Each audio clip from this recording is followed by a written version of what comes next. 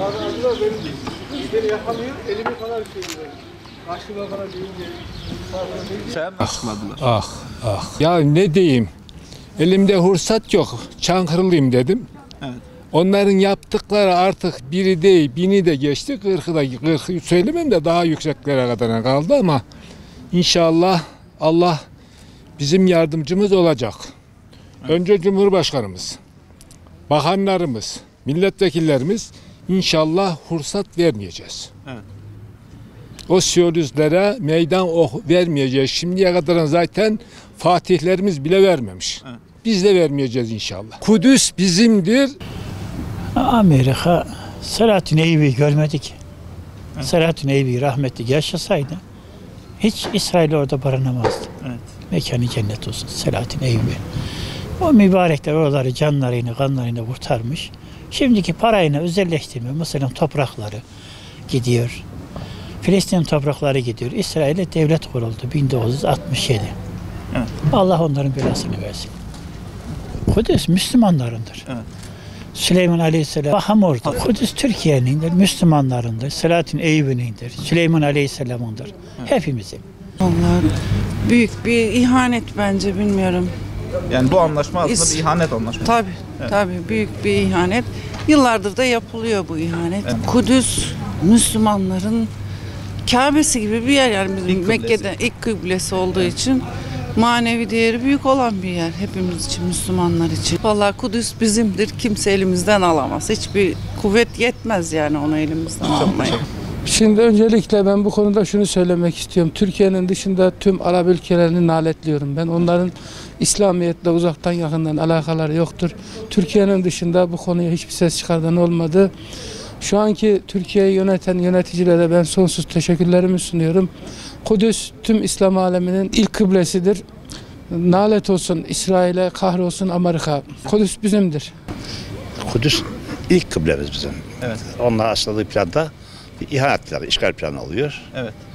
İsrail oraya işgal planı, başka bir şey değil yani. Kudüs bizimdir, mutlaka bizimdir de. Evet. İnşallah bizim de olacak yani. Şu anda bizim olamadı ama inşallah ileride olacaktır. Amerika ve İsrail zaten İslam'ın, özellikle Türkiye'nin eskiden beri azılı düşmanlarıdır yani. Evet. Dolayısıyla İslam'ın düşmanı olan insanlar düşmanlığını her halükarda yaparlar. Kudüs biliyorsunuz ilk peygamberimizin miraca yükseldiği yer Evet. olması itibariyle. Daha önce de Hazreti Süleyman Aleyhisselam'ın yani peygamberlerin beşiği olan bir yer, evet. mekanlarından bir yer yani. Orası Evet. ilk kıblemiz, bir de o da var. Evet.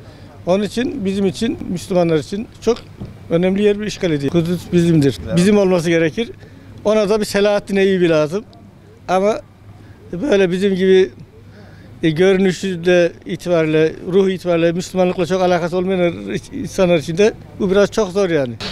İslam aleminin birlik ve beraberlik olmadıktan sonra hepsi boş laf. Kudüs senin için ne anlam ifade ediyor? İlk kıblemiz bizim. Evet. Yani ilk kıblemiz Evet. bizim İslam aleminin simgesidir.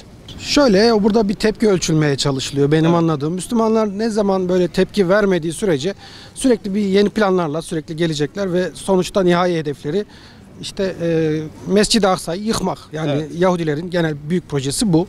Oraya Süleyman Mabedi'ni inşa etmeye çalışıyorlar. Kudüs tabii ki ilk kıblemiz, Müslümanların ilk kıblesi. Peygamber Efendimizin miraca çıktığı yer. Yani Müslümanlar için oldukça değerli, kıymetli, kutsal bir yer. Yani zaten hangi Filistinliye sorarsanız sorun, İsrail'in bir devlet olmadığını size söyler. Biz de aynı şeyi söyleriz. İsrail bir devlet değildir, işgalcidir. Kudüs bizimdir. Şekilde Kudüs bizimdir, ilelebet bizim olarak kalacaktır. Amerika, İsrail malum en başından beri İsrail'de 1940'lı yıllardan bu yana böyle bir plan yerine getirmeye çalışıyorlar. Mücadele ne kadar verseler de Allah kendi planını en son koyacak, uygulayacak. Yani işgal edemeyecekler. Edemeyecekler. Bu adamlar batıl. Evet. Batıl olacak. Abi Kudüs bizim için, Kudüs bizim, Türkiye'de yaşıyoruz, kıbleye dönüyoruz. Evet. Hem Kudüs önümüzde hem Kabe önümüzde. Kudüs bizim ilk kıblemiz. Evet. İlk kıblemiz Kudüs. Peygamber Efendimizin Miraca mübarek yükseldiği. saydığı, miraca yükseldiği en önemli belde. Evet. 3 büyük din için, yani 3 ehli kitap için önemli bir mekan. Ya olmaz o iş. Bizim için, yo, bizim Biz için, tanımıyoruz zaten. Bizim yani mekan şeyimiz var, mescidimiz. Evet, ilk kıblemiz. Efendimizin emanetimiz. Yani işgal edilmesine asla müsaade etmeyiz. Asla hiç. Kudüs Tabii, bizimdir. Tabii ki Kudüs tabii. bizimdir. Kudüs bizimdir, Mekke Medine bizimdir. Teşekkürler, sağ olun. Kudüs bizimdir. İşgal edemeyecekler inşallah. Edemeyecekler inşallah.